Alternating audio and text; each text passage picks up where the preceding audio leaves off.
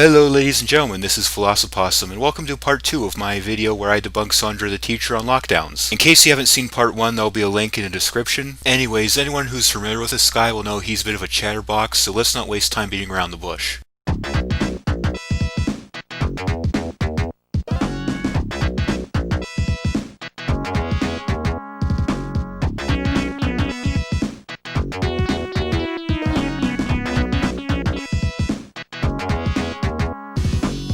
So in case you haven't seen part 1, what I'm responding to here is a long-ass video that Sandre made. And the reason it's so goddamn long is because he's actually responding to 4 different people. Now, the first one I did actually skip over, because it involves a lot of technical information about biology and medicine that I don't feel I have the expertise in that field necessary to accurately comment on it. But the first 2 videos that he does seem to be more empirical, like fact and data driven, whereas the latter 2 videos, where I'm starting off here, there's sort of a transition into more of the philosophical and ethical side of it. Like, is it fair to implement lockdowns, basically? Okay, so what you're about to watch now is a man who is the very definition of creepy.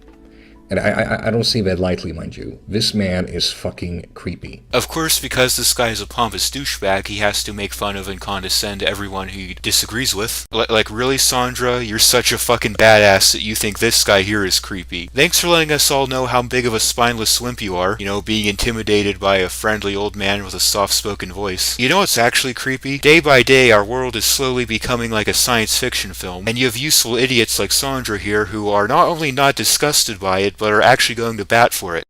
Okay. And he is like your fucking standard, stereotypical, don't tread on me, person who seems to think that,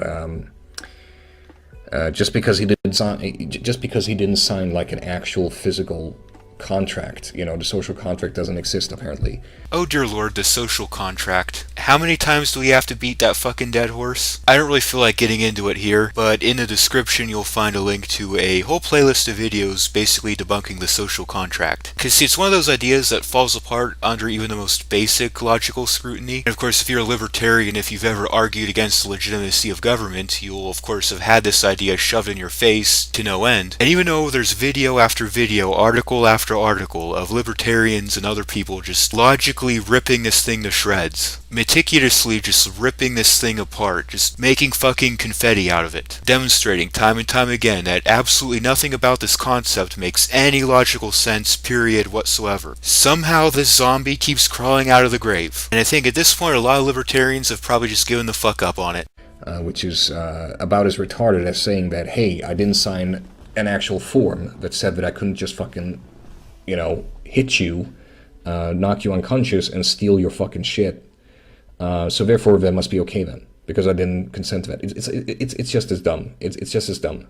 Actually, what you just described there, the concept that certain actions are inherently deontologically wrong, regardless of anyone's opinion on it, is the non-aggression principle. The social contract would be more like, you consented to me hitting you until you're unconscious and taking all your shit, just because you happen to live within an area I arbitrarily claim to be my territory, or because you just so happen to experience some remote, minor benefit from something I do.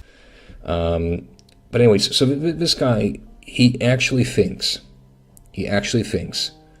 that his right to go out and party weighs heavier than people's right not to be exposed to a fucking virus that can kill them.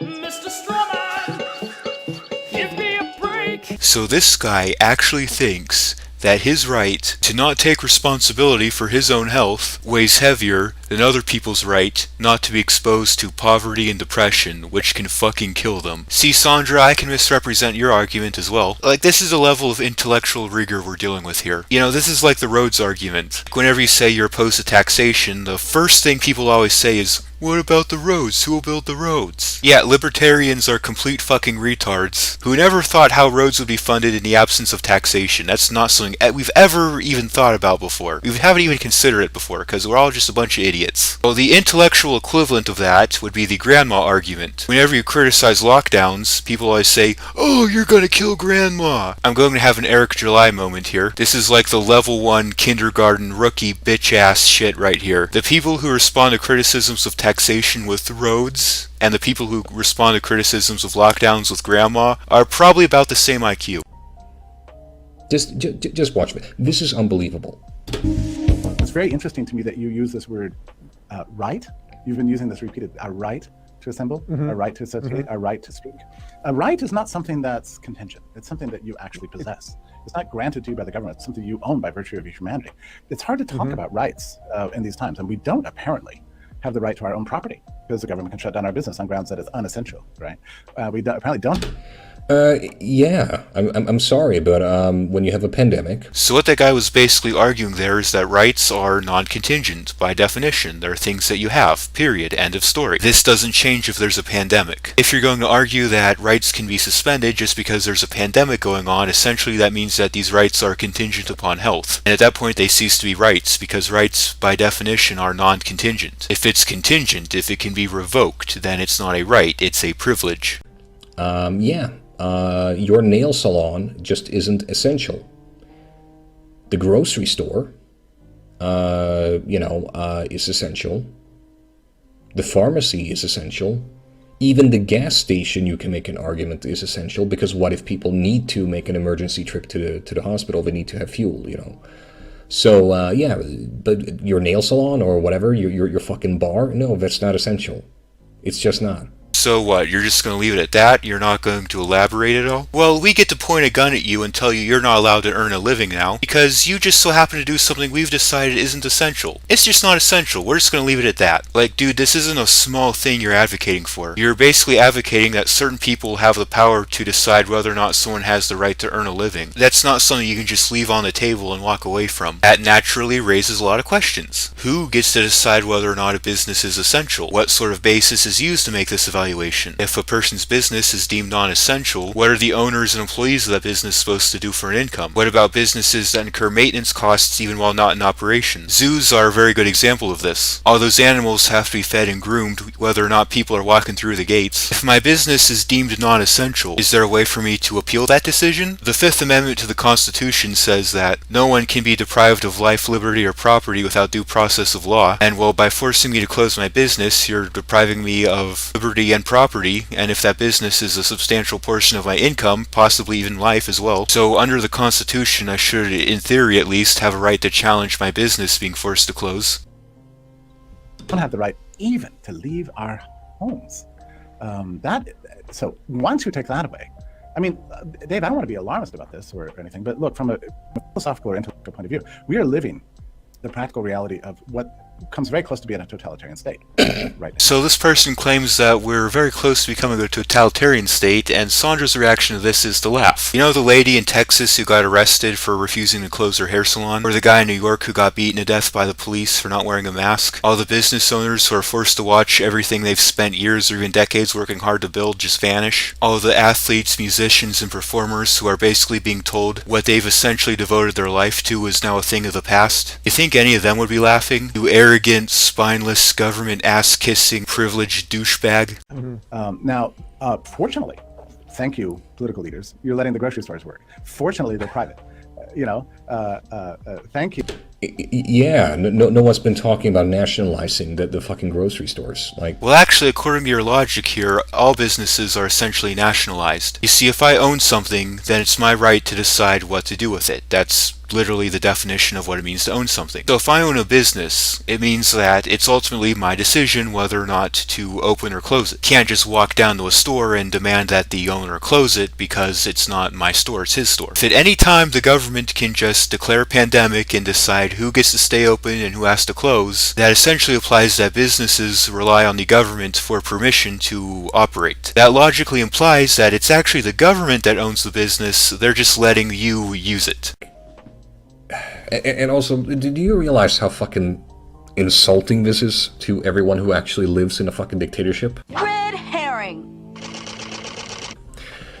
I'm sure the people in Saudi Arabia, They probably want to punch you, to be honest, in your punchable face, because, yeah, they live under actual authoritarianism. So whenever you criticize examples of the government doing something authoritarian, people will often point to other places in the world that are even more authoritarian as a sort of deflection tactic. Oh yeah, well it could be worse over North Korea or Cuba or blah blah blah. Yes, other parts of the world are more authoritarian than over here, I am well aware of that. But just because there's worse examples of authoritarianism out there doesn't necessarily justify the authoritarianism being done here. It'd be like if you punch someone in the face and try justifying it by saying, well look, other people are getting the snot completely beaten out of them. It could be worse. The government using its rightful authority to shut down society for a little while to deal with a crisis, that's not authoritarianism. That's just fucking common sense. So this is begging the question, or circular logic, which is basically whenever you assume as a premise to your argument whatever you're trying to prove in your conclusion. In this case, he's trying to prove that the government shutting down society is not authoritarian. And he does this by claiming that the government has the rightful authority to do this, which if we were to break this argument down into its logical form would essentially be, if the government has the right to do this, then it's okay if it doesn't. This is essentially a logical tautology. Like, yeah, duh, no shit. Yeah, but yeah, it's just, yeah, someone in Saudi Arabia or in North Korea, if they were to watch this, they would probably just, they would probably want to punch you. Actually, they'd probably see the authoritarian measures that governments are taking over here and think, oh shit. They'd probably be like, fellas, you're starting down a bad path. Because I have a feeling that places like North Korea and Cuba, Saudi Arabia, etc., I have a feeling they didn't get the way that they were overnight. I don't think someone was just in charge one day and they were like, hi, I'm taking all your freedoms away. I don't think that's how that works. Just being honest, they would probably want to punch you. You know, I think this is very revealing of the mindset of people like Sandre. Oh, people aren't spending their money the way I think they should. Send IRS agents to go fuck them up. Oh, people aren't running their business the way I think they should. Send regulators to go fuck them up. People are saying things I disagree with. Let's punch them. You know, when people see violence as the solution to every problem in life, one has to wonder, like, what their childhood was like. Like, if you guys ever seen the movie Goodfellas, Henry Hill basically spent his whole childhood growing up in that sort of environment that reinforces this idea that the solution to every problem is violence. And when I hear people like Sandre saying violence here, violence there, violence for this, violence for that, it makes me think of that movie, Goodfellas. Yeah. You for letting us have pharmacies. You know, they're private entities too. So we're grateful for the little bit of private markets that are left. But the attack on everybody else and the attack on our rights is shocking. And it's the social consequences of this are unspeakable, really. I mean, people are not going to comply. They're not compliant now. I'm sure you know this. In fact, you've probably attended them. But there are speakeasies and all over New York City popping up. Where you can go to dinner and gather more than 5, more than 10, even 30 people, you know, and they're drinking, they're having dinner together. They're in defiance of the law. Friends of mine in Manhattan sit in their pen. Yes, and gee, I wonder why it's taking so long for New York to recover. You know, could there be a correlation? You know, there's a quarantine in place to give the virus less opportunity to spread from person to person, but if people are gonna, you know, meet in a secret anyway, what the fuck is the point of quarantine, you know? Hey Sandre, I think you're actually making our point. Yeah, if people are going to meet in secret anyway, which they are, I mean, humans are a social species, we're going to get together and meet up even if you tell us not to. What's the point of having a quarantine then? Do you actually think it's possible to stop people from meeting up at all? I mean, how the fuck would you enforce that? Especially in a place like New York. I'm not sure if Sandre here has ever been to New York. I mean, I went there several years ago as a college field trip, but it's a massive city, a huge city. Like, just one of its neighborhoods, like Bronx, Queens, Manhattan, whatever, is the size of the entire town that I live in. Like, individual neighborhoods get their own zip code. That's how massive this city is. How the fuck do you think you're gonna stop everybody from gathering or having parties or get-togethers or whatever? Like, you're not. You're just not. Like, this is one of the reasons why lockdowns are worthless. Not only do they not actually accomplish anything, but they're basically impossible to enforce. Yeah. Penthouses and every night at after nightfall. Now, just keep in mind what he's talking about here. Like, this shows how sheltered this guy is. This guy has never done one day of honest work. Let's be honest. He has not worked a fucking day in his life. He lives in a secluded fucking apartment or some shit, or in a fucking gated community, and He hangs out with people who do the same. He lives in a fucking bubble. That's the only explanation as to how you can think that the government shutting things down temporarily to deal with a crisis, that's the only way you can possibly rationalize that as, some kind of authoritarian streak. So, Sandre here is a prime example of what I like to call an ivory tower twat. Someone who spends so much of their life in the upper echelons of academia, focusing all their time and energy on specific fields of study, typically only getting social interaction from other people doing the same thing. The thing about these people is that they tend to get so high on their own flatulence that they eventually become just dead convinced that they're right about everything, and that anyone who disagrees with him is some low-life, ignorant plebeian. These people are just shielded from reality in so many different ways, not just because they live in their own intellectual bubble, but because a lot of academia is funded through taxation, through coercion. They don't have to worry about actually being productive in the economy. This upper echelon of academia is just so shielded from reality. You may have noticed that people who are really smart about the natural sciences, like chemistry, physics, and biology, seem to be complete morons when it comes to social sciences, like economics. To a large extent, this is the reason for that. These people in the upper echelons of academia are just so dang shielded from reality. People rush out into the streets with noisemakers just to illustrate that they believe in freedom, and for God. Well, here's the thing. People believe in a lot of things. And yeah, I agree, freedom is important.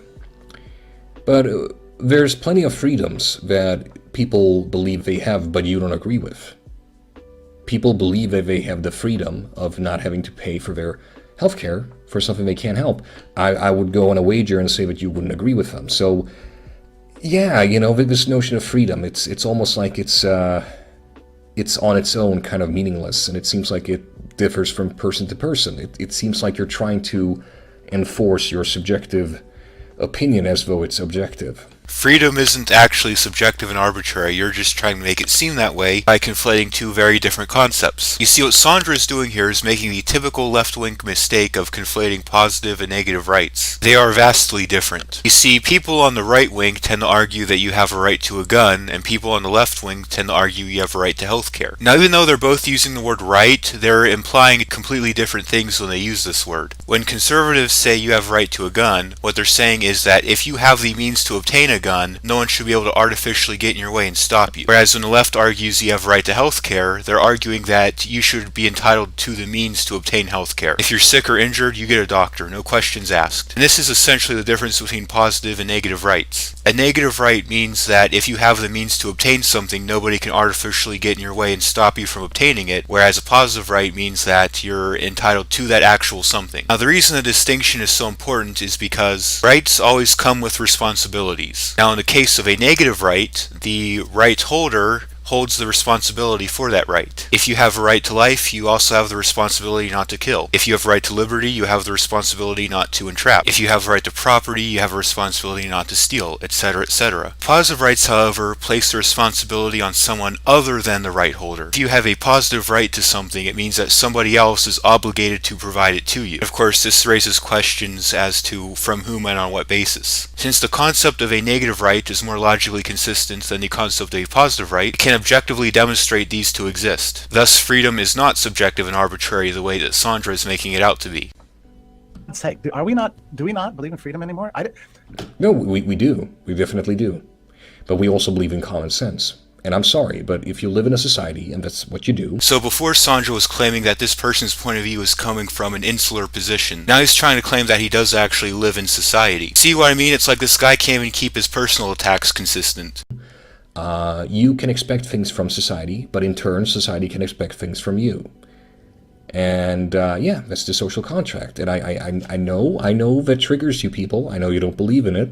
Alright, so there are actually quite a few problems with the social contract. And while I don't want to go into too much detail on it since it's not the main focus of this video, I'll briefly mention some of the main problems with it. First of all, in order for it to work, the government would have to actually own all the property within its territory. Because if you think about what the social contract essentially is saying, it's saying that you need permission from the government in order to live in your own home. Because your home happens to be within an area it declares to be its territory. Well, if I need permission to live there, then it's kind of not mine. The second problem, it's a very one-sided contract. If you fail to uphold your responsibilities in the contract, then you're punished. But if the government fails to hold up their end of the bargain, which they do rather frequently, what sort of penalty is there for them? As a matter of fact, the same government that's a party to this contract is also the arbiter of this contract if there's a breach. And having a party to a contract also be the arbiter of that contract would never fly in the private sector. Also, the logic behind the social contract can be used to justify pretty much anything the government does. For example, if you take the logic of the social contract to its conclusion, literally nothing the government does is wrong because its citizens agreed to its authority. So, you could argue that the Holocaust wasn't actually a bad thing because all those Jewish people who went off to those camps and got slaughtered, they agreed to it by living in Germany under Hitler's rule. And if they didn't like it, well, they could have left Germany. All the problems with the social contract are legion, and to fully discuss all of them would take a long time, but those are probably the three biggest ones I can think of.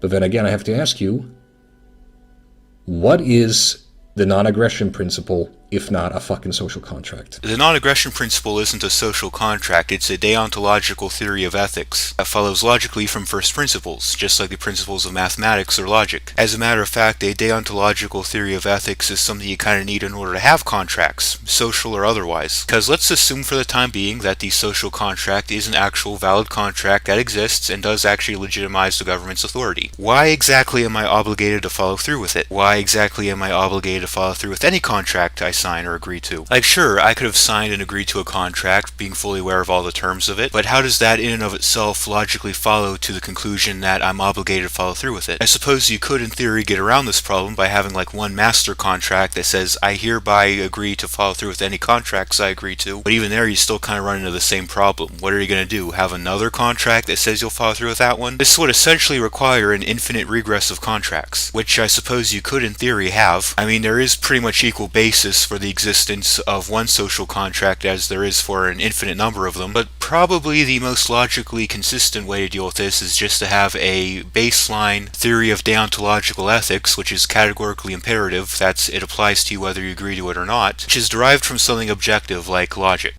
Boom. You're a bunch of fucking hypocrites.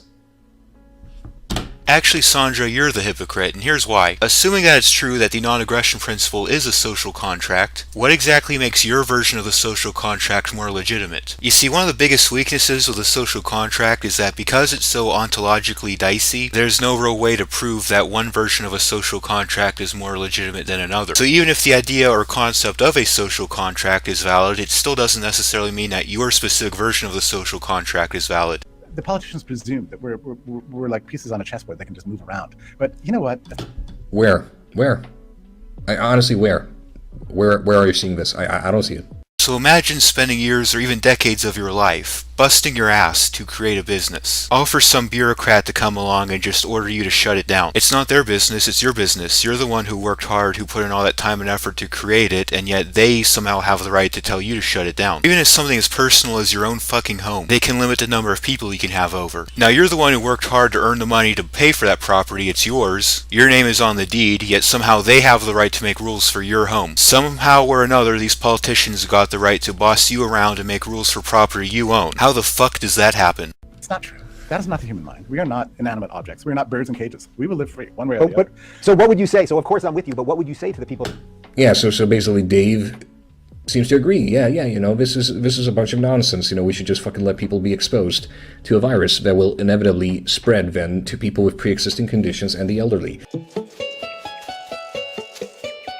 Mr. Strawman, give me a break. This is such a disingenuous way of portraying what Dave is saying here. As a matter of fact, they literally go on to discuss this point of view that Sandra's bringing up, like what if it spreads to vulnerable people. Like later in the video, they do address that issue. As a matter of fact, literally the next words out of Dave's mouth are going to be, but what about this issue here? And Sandra, of course, is trying to portray it as if they just don't give a fuck. Like, even if we ignore the fact that there are actually young people who are perfectly healthy who have succumbed to this virus, let's ignore that. Even if we were to to give these people that it only affects these people. Nobody was arguing that the coronavirus only affects the elderly or that young people never die from it. Of course, young people have also died from coronavirus as well. What we're saying is that, statistically speaking, it makes no goddamn sense at all for young, healthy people to worry about catching this virus. I'll link to a video by Larken that elaborates on this point. No, I mean, apparently that's acceptable. You know, these people's right to not be exposed to this virus. Who said that you have that right? There's viruses and diseases literally everywhere. You're exposed to them literally all the time. This kind of has to do with a point I mentioned earlier regarding the difference between positive and negative rights. And logically speaking, rights only exist in a negative sense. You do in fact have a negative right to your health. Nobody can go out of their way to intentionally make you sick, but nobody's obligated to go out of their way to make sure you don't get sick. You don't have a positive right to your health, just a negative right. It would be wrong for me to intentionally go out of my way to make you sick, yes, but that doesn't mean you have the right to dictate how I live in order to reduce the chance of you getting sick. That's not how that works. Apparently doesn't take as much of a precedence as your right to go out on a Friday night and have fun. Well, who said that those things are mutually exclusive? This is a false dichotomy fallacy. He's arguing as if we somehow have to pick between keeping vulnerable people safe and young people getting to go out and have fun. And that's not a choice we necessarily have to make. You know, this entire time the left has been telling us we need to listen to the science, listen to the experts. And when they say this, they're full of shit. What they're really saying is listen to the science and experts that we agree with. Because how many of you watching this video right now have heard of something called the Great Barrington Declaration? I'm going to go out on a limb and say that very few of you have even heard of it, let alone know what it is, because the media barely ever talks about it. You know, the media that's been telling us to listen to the science and the experts? The Great Barrington Declaration is actually supported by a majority of the scientific and medical community. And all these listen to the science, listen to the experts people barely ever talk about it. What is the Great Barrington Declaration? Well, it's basically what all the sane, rational people have been saying since day one of this pandemic. Let the young, healthy people with strong immune systems go out and live their lives, and focus all your energy and resources on protecting those specific people who are vulnerable. And think about it, people. That is what these fucking sociopaths are saying, isn't it? You know, I would consider myself, on the whole, a pretty calm, laid-back person. I rarely ever get angry. Even when people are saying absolutely ridiculous shit, I'll at the most get a little frustrated. And truth be told, I wasn't originally planning on actually responding to this video. You know, at first I was like, you know what, a lot of the shit he's saying I've already debunked, or someone's already debunked, and it's 2 hours long, I might as well not waste my time and energy. But this part right here actually made me angry enough to be like, fuck it, you know what? This guy is advocating for shit that's ruining lives, causing depression, suicide, anguish. And he has the fucking audacity to claim that people who question whether or not this is actually worth it are the sociopaths. Like, that level of arrogance and lack of self-awareness just needs to be taken down. Like, you know, when people point out, like, hey, these lockdowns are having major problems on people's mental health, on the economy, people are killing themselves, people are depressed, and, you know, you point out that maybe there's a way that we can also protect these vulnerable people without all the nasty side effects that come from the lockdowns. You know, you're advocating for reducing suffering on everybody, on the vulnerable and non-vulnerable people. You know, because nobody deserves to die from suicide more than they deserve to die from COVID. And when you say something like that, people like Sandre, instead of taking an intellectually honest look at what you're arguing, will just write you off as a sociopath. You know, vast swaths of the population should die off from starvation and suicide to protect a minority of elderly people is somehow not a sociopathic view to take. Like, honestly, dude, just go fuck yourself. Their right to get it on is more important than your grandmother's right to know that someone that who takes care of her at her home hasn't been infected by someone that's been running into these people. There's literally no way to guarantee that, like, at all. Because even if she doesn't get exposed from the people at that party, there are several other places where she can still get exposed to that virus. Like all these so-called essential businesses, like grocery stores and pharmacies, the person taking care of your grandmother could also pick up the virus from one of those places. So by your logic, we basically have to close and cancel everything. Literally, the only way to make sure that the person taking care of her grandmother isn't going to pick it up from anybody is to force her to isolate as well, which would make her kind of useless for her grandmother. Besides, what's stopping this person taking care of the grandmother to take special precautions when dealing with her grandmother? Like, he's painting this as either nobody parties or gathers together at all, or every person over the age 60 immediately dies. There's nobody saying that this person who's taking care of her grandmother has to go to the party, or that she can't take extra precautions when dealing with her grandmother, like, for example, wash her hands, wear a mask, etc. Like, you can have that. You can have young, healthy people go out and party and have fun, while the elderly or people who take care of the elderly take those necessary extra precautions. Like, there's nothing saying that you can't have both.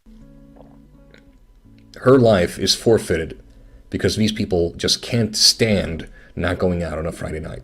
So first of all, when you're being overly dramatic like this, like her life is forfeited, like you really are making it harder for me to take your position seriously. Yet nobody is saying that we should forfeit or sacrifice your grandmother so the rest of us can have fun. What we're saying is that that's not mutually exclusive. We can let the young, healthy people go out and have fun and live their lives, while the elderly or people who care for the elderly can take a few extra precautions to make sure that they don't infect them. Like it's already well established fact that elderly people tend to be more vulnerable to disease. That's why people who work in nursing homes usually do take extra precautions, like wearing masks and gloves and scrubs and washing their hands and things like that. Like, you know, they've been doing this shit long before the pandemic. There's no reason to believe that they can't continue to do it during the pandemic. We're not saying that your grandmother should be forfeited for our right to have fun. What you're saying is that our happiness, well-being, mental health, income should all be forfeited because certain people can't be bothered to take a few extra precautions.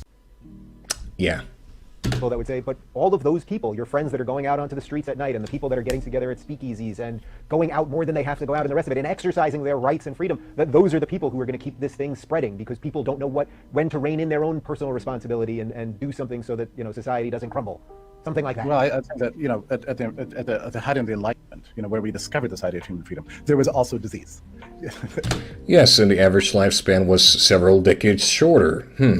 Could there be a causal relationship, perhaps? I don't know. Yeah, lifespans were shorter back then. They didn't have access to the same medicine or water purification technology that we have now. Lifespans in previous time periods are always going to be shorter than those that precede from them. I'm not sure what point you were trying to get across here. And while yes, lifespans were shorter in the Enlightenment era as they are now, for obvious reasons, lifespans during the Enlightenment were also vastly longer than the Middle Ages that preceded them. You know, the Middle Ages, when feudalism was the norm and kings and lords ruled with an iron fist. Like during the Middle Ages, lifespans were miserably short, especially for peasants, because, you know, they were beaten and whipped all day and had their access to food and medicine severely restricted. But then during the Enlightenment era following the Middle Ages, there was a massive increase in economic freedom, which meant that entrepreneurs were free to innovate, find better ways to provide food, water, medicine, all kinds of shit. This vastly increased the average lifespan. So a period of freedom and capitalism experiencing a longer lifespan preceded by an era of heavy government control experiencing a very short lifespan. Gee, I wonder if there's some sort of connection there. We didn't have very clean water. There were... Yeah, so why do you want to emulate that time? That's what I'm wondering. Hey pal, you just blowing from Stupid Town? He wants to emulate the concept, or the idea, not the time period in which that concept or idea was created. Annual viruses that came along and killed people, and there were pandemics and so on, but they still somehow came to believe that human beings have the right to speak, associate, and trade. And we were... Oh yeah, no one's stopping you. Are you kidding me, dude? Yeah, nobody's stopping you from associating or trading, that is, unless you partake in something that the government decides is not essential. But other than that, they're not stopping you. You just need to make sure that you don't do it, too many of you at the same time in person, because that's how a virus physically spreads. This is not hard to understand. Actually, it is pretty hard to understand. Like, the rules keep changing. Like, you know, all these experts we're supposed to be listening to, apparently? Like, since day one of this pandemic, we haven't been getting a straight story from them. Like, first was, these businesses have to close because they're non-essential. Now it's like, okay, these businesses are allowed to operate, but they have to limit their capacity. Then it was, okay, they don't have to limit their capacity, but they have to require masks and social distancing. Now, what else is frustrating is that even when you follow all their rules, you can still get in trouble. So back during Halloween, a few friends of mine decided to host a party, because, you know, nobody wants to sit their ass home during Halloween night. What fun is that? And we were being very careful to make sure we were following all of the CDC's rules. Like, the CDC said gatherings should be 20 people or less. We were well within that. We were 13 people. Everyone was staying 6 feet apart. Everyone was wearing masks. Everyone was washing their hands, wiping things down. We made sure to follow all the rules. And well, as it turns out, even though we were going through all this effort to meticulously follow each rule, there were still people on Twitter bitching about it. So it's like, you can't make people happy. You just can't. And also, the idea that quarantine isn't part of of the American tradition. That's fallacious. No, there's plenty of instances in American history where there's been a quarantine of an area, at least, because there's a spread of an illness. Well, yeah, nobody's against quarantining altogether. Yet quarantines can be a useful way to keep diseases under control, that's correct. But you don't quarantine healthy people, you quarantine sick people. The whole reason you have a quarantine is so that the sick people can be held somewhere safely while the healthy people can go out and live their lives without catching it. If you're just going to quarantine everybody, regardless of whether they're sick or healthy, then what's the point of having a quarantine? Also, quarantining, at least in our society, mostly happens on a voluntary basis. When someone calls out sick from work, that's them voluntarily quarantining themselves. Now, people can be quarantined involuntarily against their will. There is precedent for that. That's happened before. But the bar for that is extremely high. They have to be sick with something extremely deadly and contagious. They have to be posing some sort of public health hazard. And there has to be no other reasonable way to mitigate this hazard. And all of this has to be proven to a judge who has to sign off on a court order. And the person who's being forced to quarantine has the right to challenge that court order or has the right to periodic health evaluations so that they're not needlessly quarantined longer than they have to be. So yeah, involuntary mandatory quarantining is a thing that has happened before in this country, but to specific individuals and with a court order. You know, curfews have been implemented because of illnesses in the United States. So of all the measures that governments have taken to control the spread of this virus, I think curfews are probably the most idiotic. Not only is there like no data anywhere to suggest that they actually work, but illnesses are actually less likely to spread at night since less people are naturally out anyways. If anything, curfews actually make things worse because you're basically forcing everything to be done during a certain time of the day, which means you're increasing the number of people in proximity at any given time. This is nothing new. The only difference now is that this is so big that it's been, done to all of the nation. So even if it were true that all of the measures that the government is currently implementing in order to control the spread of COVID have been implemented before, that doesn't necessarily mean that they're effective or even the best way of dealing with the virus. Maybe those measures have been tried before and they didn't work. The argument, hey, this is good because it's been done before, is called the appeal to tradition fallacy. Work around it. And part of the belief in freedom is the confidence that society has the intelligence to deal with things like viruses that come along. And the existence of disease does not disable the whole of modernity. It just doesn't. We can't think this way. Mm-hmm. Modernity was forced at the time, and there were diseases. And even back to the Black Death in Venice in the 13th century, when it was still dangerous, they still kept trade going. There was some towns would come up with restrictions and that sort of thing, but the idea of violating people's rights, fundamental rights to live and choose and speak and everything, was even unthinkable 500 years ago. Please tell me, who's instigating anything that prevents you from speaking? Please do tell. Where's the infringement of freedom of speech here? Because I sure as fuck don't see it. And you're not going to be able to give me a fucking example either, because it doesn't fucking exist. Well, if I want to speak to a crowd or a gathering, I'm currently not allowed to do that. And of course, a lot of people would say just do it virtually, but live video streaming requires some pretty heavy-duty bandwidth. Not everyone can afford to pay that much for their internet. On top of that, free speech doesn't just protect speech itself. Your First Amendment rights also protect the freedom to assemble. Now, it's true that that right isn't absolute. If we're actually causing harm to people by assembling, then there is a legitimate reason for the government to restrict that, but I'd imagine that the bar for that is a little bit higher than simply spreading around the sniffles. I mean, there were diseases going around back in 1781 when the Bill of Rights was being written. I don't think the founders were operating under the assumption that everybody's going to be perpetually healthy forever. You're being hyperbolic. How exactly is he being hyperbolic? I mean, everything he said thus far has been true. And isn't it kind of rich that the guy who was just telling us that people who want to be able to get together and socialize want to forfeit grandma's right to live is now turning around and saying other people are being hyperbolic? Because, well, you're a right-wing SJW. You know, just like you have SJWs on the left, you have SJWs on the right, and you're one of those people.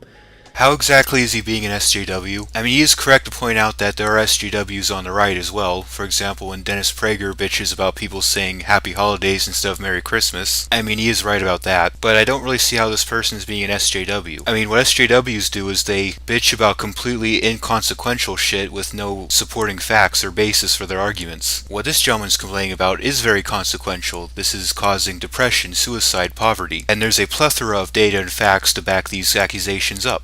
Whatever happens, oh, you're a victim of something.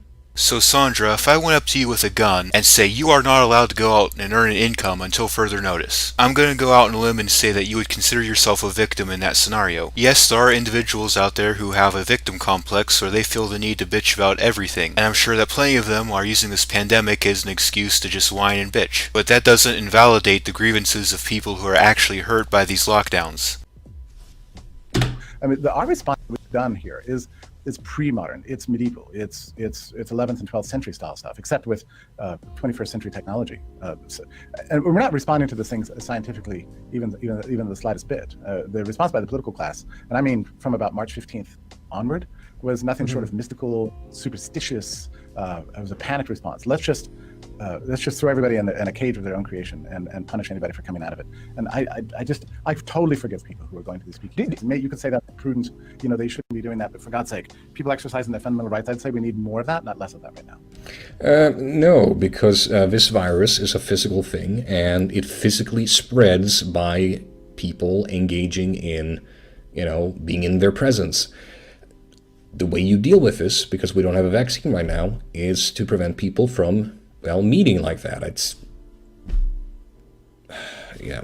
There have always been viruses and diseases going around out there, long before vaccines have even been a thing. And yet in spite of that, somehow the human race has gone on to not only survive, but also thrive. The reason for this is that your body has a natural ability to fight off diseases. Your body has an immune system. And historically, the main thing that's always gotten rid of diseases has been the human immune system. And in order for your immune system to work, it needs to be exposed to the pathogens that it's fighting. Your immune system doesn't automatically know what the viruses are or how to attack them. Your body has to learn this by being exposed to it. By forcing people to stay inside and not associate with each other, the government is actually undermining the most powerful weapon against not just COVID, but any disease, the human immune system. Because that's what makes diseases go away, the immune system. Even vaccines don't automatically make diseases go away on their own. They rely on your immune system in order to function. Now, don't get me wrong, vaccines can be helpful, and they have been when dealing with certain diseases, but they're far from a magic silver bullet that makes a disease magically vanish. And thinking of them this way can actually be very harmful. As I'm sure most of you are perfectly aware of at this point, the goalpost for the end of this pandemic, when we can all get back to our normal lives, keeps moving. First it was 15 days to flatten the curve. Now it's until there's a vaccine, although it does seem like the goalpost is moving again now that there's two of them, but I won't get into that right now. Vaccines, when properly implemented, usually take several years to develop, which is why I kind of raised my eyebrow when I found out that two of them came out in a matter of months. Now ordinarily this would seem strange, but of course since the message has been your ability to actually enjoy your life is being held hostage behind these vaccines, it's no wonder that they'd be half-assedly rushed out in a matter of months. Ideally, when developing a vaccine, you would take your time with it. You would fully test it out to determine its efficacy and safety or determine any potential side effects. But because left-wing morons insist that all the things that you enjoy and give your life meaning be held hostage behind these vaccines, there's pressure to just rush them out as quickly as possible. I keep saying that the COVID hysteria is probably going to cause more deaths than COVID itself, and a big contributing factor to that's probably going to be widespread distribution of these barely tested, barely verified vaccines. And just in case you're curious, no, I'm not taking the COVID vaccine. And that's not because I'm an anti-vaxxer. I don't deny the efficacy of vaccinations. I've taken vaccines before. It's because I don't feel that these vaccines really are going to be effective. I feel like they're mostly just rushed out in desperation to get back to normal life. Do you think that's partly just human nature, that so many people just operate purely in fear? So, like a month ago when we had that 2-day window where suddenly everything shut down out of nowhere, they announced the entire NBA season was canceled, and then they canceled all these public events, and everything sort of happened within a 2-day thing, that there becomes this odd rush to cancel because you don't want to be the one guy who's going against the crowd, right? You don't want to be the one guy who says, no, we're not going to cancel our season, we're not going to cancel all of our things, we're going to wait it out a little bit, knowing that the risk that you take of being just destroyed by the media and everything else on the other side is probably worse than just going along with the crowd. That's probably part of it. Companies care about their image, and thank you, Dave, for exposing the fact that businesses care more about being perceived as good guys than actually doing the right thing. So you'll recall in part 1 of this video, when Computing Forever was criticizing the idea of an immunity passport, and Sandre responded by saying this is an instance of damned if you do, damned if you don't. Isn't that kind of what he's doing here? Whenever companies do the right thing, it's not because they actually care about doing the right thing, it's just to protect their image. Isn't this the same kind of reasoning though? Damned if you do, damned if you don't?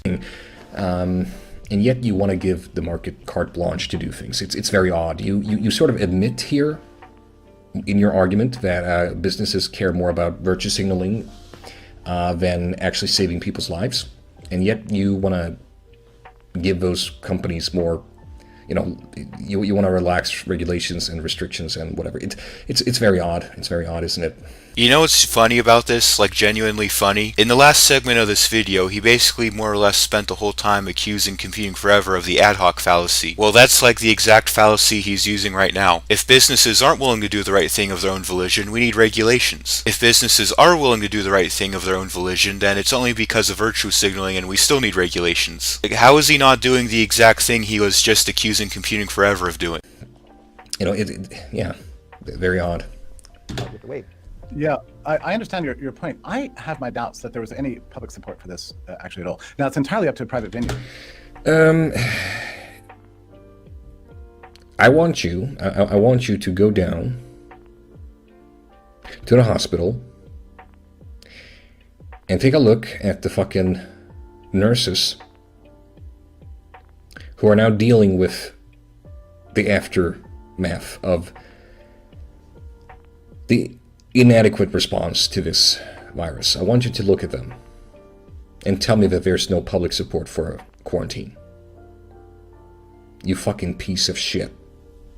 Yeah, look at this specific demographic that's most likely to agree with my position, in spite of only making up a small portion of the population, and tell me there's no support for a quarantine. See, I can do the same thing. I can say, look at all the business owners who had their life work destroyed. Tell me there is support for a quarantine. And a lot of those nurses and doctors are actually on our side. I've already mentioned the Great Barrington Declaration is in fact supported by a majority of the medical community, but also a lot of doctors and nurses are criticizing the COVID hysteria because it's causing medical resources to be needlessly diverted away from other non-COVID related treatments. So yeah, this isn't really an argument in your favor, Sandre. Sorry. Whether or not they want to have these gatherings or accept the liability associated with NBA games or South by Southwest, and that sort of thing. South by Southwest didn't choose to cancel that conference. That was a governmental decision. So I'm looking at this, and I'm not saying whether that was...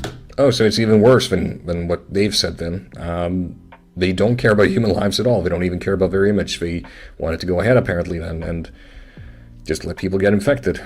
Well, thankfully the government responded then. Don't know what to tell you. You kind of missed the point there, Sandre. What he was essentially saying there is that private venues have a right to decide what liability they're willing to accept, and the individuals who associate with those venues have a right to decide what risk they're willing to take. Risk is an inherent part of life. There's no way to eliminate it entirely. The only thing you can really do is let grown-ass adults weigh that risk for themselves and determine if it's worth taking. The government can't play babysitter for everybody 24/7, and quite frankly, neither should they. So Sandre, as a grown-ass, independent, fully sovereign individual who owns his self, who's nobody's slave, you have a right to make decisions regarding your own health, to make decisions regarding what risk you're willing to take. If you believe that a particular venue poses an unsafe level of risk to you, then you are within your rights not to go there. What you don't have the right to do is to force your judgment of what's an acceptable level of risk onto other people if their risk evaluation disagrees with yours. Nobody's your slave. Nobody owes you the right to control their life. I only owe you your health in a negative sense. I am obligated not to go out of my way to make you sick, but I'm not obligated to go out of my way to ensure you don't get sick. Rights only exist in a negative sense. Nobody's your slave.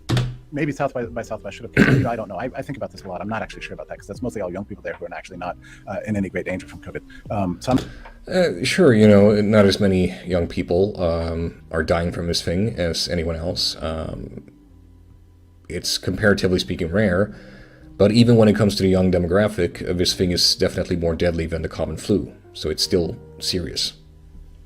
Even if COVID is actually deadlier than the flu, it's still extremely rare for young, healthy people with good immune systems and no pre-existing conditions to actually die from this disease. And it sure as hell isn't deadly enough to keep them from living their life and being happy. I'm not sure about that, and it's hard to do counterfactuals here. But with this much, Dave, I know, and I think you know too, politicians, by which I mean governors, mayors, senators and congressmen and so on, are not owners of anything. Their main job is to get elected again. That's it. So they don't really have a financial or economic stake. They don't have skin in the game, apart from the desire to get voters to vote for them again. And there was a sudden panic on the part of political leaders at all levels, really, that if anybody died while they were in office, that they would somehow be blamed for this, unless... Well, yeah. I mean, yeah. Thank you, Captain Obvious. Thank you, Captain Obvious. Thank you for just pointing out that, hey, politicians want to get reelected. And yeah, people dying under their watch, that's probably not going to get them reelected. So, yeah, it's... oh, God. He kind of missed the point of what he was saying there. What he was saying is that politicians' only incentive is to get reelected. Since they have the right to fund themselves through theft, there's no impetus on them to consider the economic impact of their decisions. This means that every decision a politician makes is basically a popularity contest. The incentive structure that politicians are working under is basically do whatever has the most support from the public, even if the results of it are negative. Since politicians can basically just take the money that they need, what incentive do they have to consider anything other than public support? Unless they just bludgeoned people, and ruin people's lives. So they somehow believed there's less risk to steal people's property and arrest people in their homes than it was to be blamed for public death. And that gets us back to a problem that began this discussion: the role of the media here. Because what they're really fearing ultimately is this cancel culture. The Twitter mobs and the New York Times editorial page and the media culture that's lost all rationality and clarity. They're afraid of being denounced and dragged through the mud and drawn and quartered and so on by the press. So I ultimately doesn't that feel like a perfect storm to you? Doesn't that feel like a perfect storm of just of the end of the media that we've all been seeing? And as you said before, you didn't even want to see it, but that so many of us have seen the end of mainstream media. We've watched our academic and political institutions crumble. And then something like this comes in and just takes the last remaining foundation of it and then adds fear to it. And you take just fearful people who don't even understand what their rights are, as you alluded to earlier. Right. And then you really have the perfect storm to control everybody. No. What you guys have is the perfect storm to getting a bunch of fucking people killed. Actually, that's what you have, Sandre. By spreading around fear and convincing people to give up their rights to government, causing people to live in anxiety, causing people to lose their income, mental health issues, starvation, poverty, suicide, depression, all sorts of suffering. And this is the perfect storm of getting people killed. The funny thing is, by continuing to spread fear, by continuing to advocate that we give up our rights to government because of fear, Sandre is actually proving them right. You're making their point, dude. Yeah. I can't believe that Dave has fallen so far from grace. Truth be told, I'm not exactly a fan of Dave Rubin. He does say a lot of ridiculous shit, but there is a lot of stuff he is right on. And when he does make valid arguments, I'll back him up on it just as I would anyone else. But he now insinuates that the vast majority of scientists who are working on this are conspiring with the government to reduce people's rights. Actually, a vast majority of scientists who are working on this are actually not doing that. Most of them are on our side. They are criticizing the lockdowns. It's just that the scientists who are conspiring with the government to take away our rights are the ones who get the most attention, unfortunately. It really is sickening, isn't it? No, what's really sickening is that you think that mass poverty, depression, starvation, and suicide is preferable to a disease less likely to kill you than the flu. And like I said in part 1 of this video, if a world without fun is what it takes to keep us safe from COVID, then COVID can just come and kill me.